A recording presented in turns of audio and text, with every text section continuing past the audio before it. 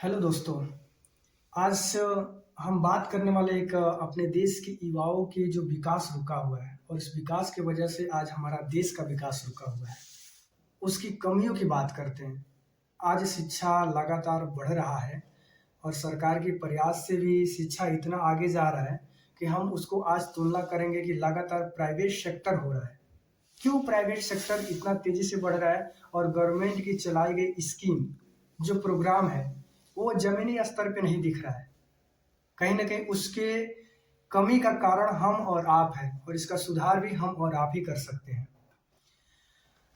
सबसे बड़ी बात यह है कि आज हमारे देश में जो शिक्षा की कमी है जिसकी वजह से आज युवाओं की विकास रुका हुआ है, इसको थोड़ी सी तुलनात्मक हम प्रक्रिया से आपको समझाने का प्रयास करेंगे कि क्या है। आप देखते होंगे एक गवर्नमेंट टीचर है और एक प्राइवेट टीचर है। गवर्नमेंट टीचर की सैलरी 50,000 से कम नहीं है और वहीं समकक्ष जो हमारे प्राइवेट टीचर है उनकी सैलरी ग्रामीण इलाकों में देखेंगे या शहरी इलाकों में तो उनकी सैलरी 5,000 से शुरू होती है, 5,000 से शुरू होता है और 15, 20, 25 तक जाता है। महज इतनी की व्यवस्था में प्राइवेट शिक्षक अपना जान लगा देता है। एक बच्चे को तराशने में, उसको शिल्प बनाकर एक हीरा निकालने में और देश के लिए एक बेस्ट नागरिक, जिम्मेदार नागरिक, किसी पद पे आसीन होने के लिए पूरी तरह से निपुण, परिपूर्ण बनाता है और उसे एक सटीक और सहज और समरसता भाव के साथ उसे उस पद पे आसीन होने लायक बनाता है। लेकिन वहीं हम सरकारी कॉलेजों की बात करें, सभी कॉलेजों की बात नहीं की जा रही है, लेकिन 70 से 80% कॉलेजों की यही खामियाजा है कि सरकारी टीचर हैं जिनको खुद ग्रेजुएट हैं, उसके बाद से बीटीसी या बीएड किए हैं, इसके अलावा टेट, सुपर टेट निकाले हैं। मतलब अपनी हाई एजुकेशन लेने के बाद से, अपनी बहुत बड़ी योग्यता दिखाने के बाद से वो एक नौकरी लेते हैं और अपने आप को इज्जवल दिखाते हैं कि मैं इस शिक्षा के लिए बहुत अच्छा इज्जवल हूँ जो अच्छा शिक्षा दे सकता हूँ। मैंने पाया है कि गवर्नमेंट की प्राइमरी विद्यालय जो कॉलेज हैं वहाँ के बच्चों को आज सरकार प्रोत्साहन तो कर रहा है पर उन शिक्षक के पढ़ाए गए बच्चों के जो नॉलेज है इतना जीरो है कि वो अपने जिस क्लास में है, जिस भी अवस्था में है, जिस भी स्थिति में है, उस लेवल तक का शिक्षा नहीं ले पा रहे हैं।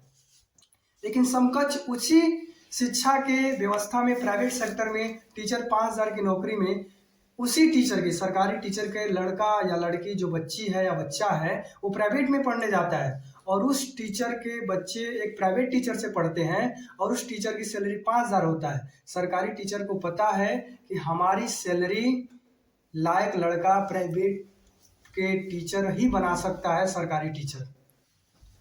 लेकिन कमियां यहाँ मिली युवाओं का, रोजगार का और उनके विकास का कि आज देखिए बैंक है, बैंक सरकारी शिक्षक को लोन देता है, प्राइवेट टीचर को लोन नहीं देता है। क्यों नहीं देता है? क्योंकि बैंक मैनेजर को लगता है कि सरकारी टीचर उसके द्वारा लिया गया लोन भर दिया जाएगा और प्राइवेट टीचर के द्वारा लिया गया लोन नहीं भरा जाएगा। ये कारण इसलिए हो जाता है कि मैनेजर को भी लगता है, बैंक मैनेजर को भी लगता है कि ये नहीं दे पाएंगे क्योंकि इनका इनकम नहीं है, इनकी सैलरी नहीं है। लेकिन बैंक मैनेजर को ये लगता है कि मेरा लड़का प्राइवेट में पढ़ेगा, प्राइवेट टीचर पढ़ाएगा तो मेरा लड़का बैंक मैनेजर कल को बन जाएगा। उसको इतना भरोसा है कि इनकी योग्यता और क्षमता, प्राइवेट टीचरों की योग्यता और क्षमता को देखकर बैंक मैनेजर को लगता है कि मेरे लड़के को बैंक मैनेजर बना देंगे, आर्मी बना देंगे, इंजीनियर बना देंगे, डॉक्टर बना देंगे। लेकिन सरकारी टीचर पे भरोसा नहीं होता है। किसी बैंक मैनेजर का लड़का किसी प्राइमरी विद्यालय में, वो भी गवर्नमेंट के प्राइमरी विद्यालय में नहीं जाता है। लेकिन बैंक मैनेजर हमेशा लोन इशू किसको करता है? सरकारी टीचर का। और सरकारी टीचर के पढ़ाए हुए लड़के सरकारी पद पे तो जाना तो दूर की बात, हमारे भारत देश के एक जिम्मेदार नागरिक बनने में कहीं ना कहीं पिछड़ जा रहे हैं। इसलिए क्योंकि वो अपने लड़के को प्राइवेट टीचर से पढ़ाएंगे और अपने ही ज्ञान को अच्छे से नहीं दे पा रहे हैं। हाँ, बहुत सारे सरकारी टीचर हमारे इस वक्तव्य को सुनकर आहत होगा, लेकिन कहीं ना कहीं सर आपको हम दोष नहीं दे रहे हैं। 100 लोगों में से अगर 80 लोग खराब हैं और 20 लोग मेहनत कर रहे हैं, तो 20 लोग का मेहनत उस 80 लोगों के साथ बदनामी हो रही है। कहा जाता है गांव में कि एक तालाब में अगर एक मेढक गंदा करे ना, पूरे तालाब गंदा माना जाता है। तो 80 लोग अच्छा कर रहे हैं और 20 लोग नहीं कर रहे हैं तो उसे अच्छा मान लिया जाता है, लेकिन 80 लोग गलत कर रहे हैं और 20 लोग सही कर रहे हैं तो उसे गलत माना जाना चाहिए। इसके लिए हमें एक साथ मिल के आना चाहिए। हम ग्रामीण इलाका से आते हैं, देखते हैं कि चुनाव आता है तो जो भी प्रत्याशी होते हैं बहुत सारे अपद्रव्य दारू शराब बांटते हैं, कपड़े बांटते हैं, यहाँ तक वोट बैंक के चक्कर में नोट भी बांटते हैं। और गांव में हमने देखा है कि उस वोट के और नोट के चक्कर में लोग रात रात भर जगते हैं, जिससे कोई बेनिफिट नहीं है। प्रत्याशी को बेनिफिट होता है, जनता उसके लिए परेशान रहती है। लेकिन वही चुनाव हो जाने के बाद से किसी भी गांव के जिम्मेदार व्यक्ति या किसी भी गार्जियन को या किसी परिवार के सदस्य के मन में ये नहीं आता कि अगर वो नोट बांट सकता है, दारू बांट सकता है, पैसा बांट सकता है, कपड़े पा सकता है, तो क्या वो अपने बच्चों के लिए, उस गांव के लिए क्या एक लाइब्रेरी नहीं बनवा सकता, जिसमें बच्चों को फ्री में बुक मिले और बच्चा पढ़े, एक अच्छा माहौल मिले और वो बच्चा बन के देश के जिम्मेदार नागरिक बने। कहीं ना कहीं ये हमारी गलत प्रवृत्ति, गलत सोच की वजह से आज निरंतर भारत की विकास रुका हुआ है। आप देख रहे हैं, हमारी बातें सुन रहे हैं, तो मैं चाहूंगा कि जिसके लिए आपने खड़े रहे चुनाव के टाइम, उससे एक सवाल करिए कि अगर दारू के लिए 2 लाख रुपए लगा सकता है, चुनाव के लिए 5 लाख रुपए लगा सकता है, तो गांव में 50,000 रुपए लगा के लाइब्रेरी बनवाए। कम से कम आपका बच्चा लाइब्रेरी देखने तो जाएगा, और जाने की वजह से कम एक बार पेज तो पलट के पढ़ेगा। और ऐसी आदत पड़ेगी तो आपके गांव में एक IAS निकलेगा, एक डॉक्टर निकलेगा, एक इंजीनियर निकलेगा जो करप्शन को कम करेगा। सरकारी पैसों का, हमारे दिए हुए टैक्स के पैसों का सदुपयोग होगा। कहीं ना कहीं हम इस चीज को उभरने के लिए कहीं ना कहीं हम आप जिम्मेदार हैं। हमें बस महज एक सरकारी शिक्षक और प्राइवेट शिक्षक का उदाहरण लेके समझाने का कारण था। आज बैंकों को लोन प्राइवेट शिक्षक को देना चाहिए, क्योंकि उसके पास योग्यता है किसी को इंजीनियर बनाने का, किसी को डॉक्टर बनाने का, किसी को सरकारी टीचर बनाने का, बैंक मैनेजर बनाने का। तो उसके पास इतनी भी योग्यता है कि बैंक लिए हुए लोन को चुकाने का।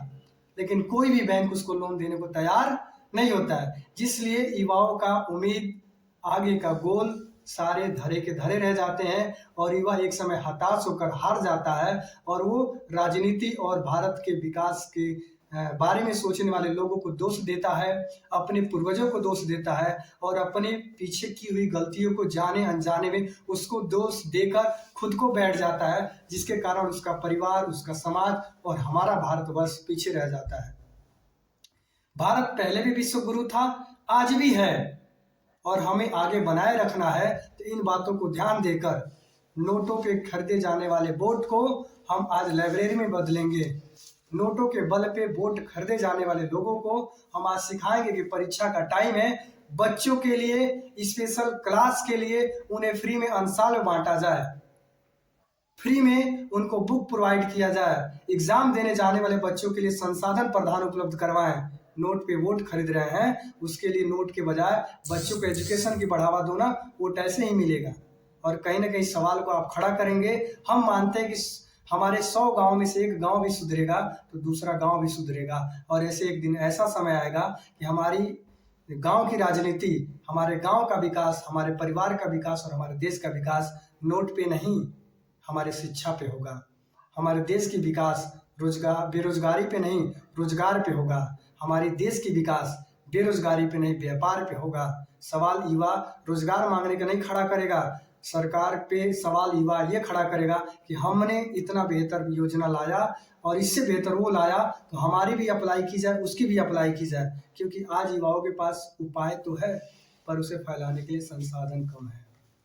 तो इसी बातों के साथ हम अपनी बातों को विराम देते हैं और चाहेंगे कि एक बार इस बातों को सुने हैं तो अपनी कमेंट बॉक्स में बताएं कि ये कितना चीज़ें सत्य है, कितने आपको जमीनी स्तर पे इसको दिखाई देता है। और एक बार जरूर बताएं कि बैंकों को लोन किसको देनी चाहिए, गवर्नमेंट एम्प्लॉय को कि प्राइवेट सेक्टर में काम करने वाले लोगों को। जो लोग बैंक से लोन ले, व्यवसाय डालें, व्यापार शुरू करें, जिससे 4 लोग को रोजगार दें, खुद भी आगे बढ़े, 4 को आगे बढ़ाए और देश को आगे लेके जाए। जय हिंद, जय भारत। इस